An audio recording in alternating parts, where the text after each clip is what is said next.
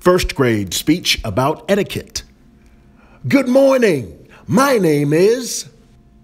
I'm a proud scholar at the University of Dreams, and I'm here to speak about a word that is important to all of us.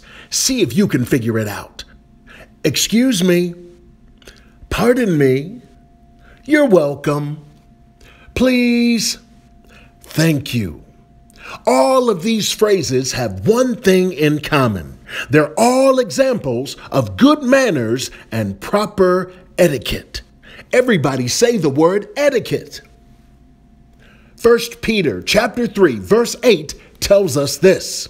All of you be like-minded, be sympathetic, love one another, be compassionate, and be humble. Proper etiquette is the code of polite and acceptable behavior, which shows kindness and consideration. Notice I said proper etiquette. Since I said proper etiquette, that must mean there's an improper way to act. Come on, you've heard it before. Move out of my way. What did you say? Give me that. You better.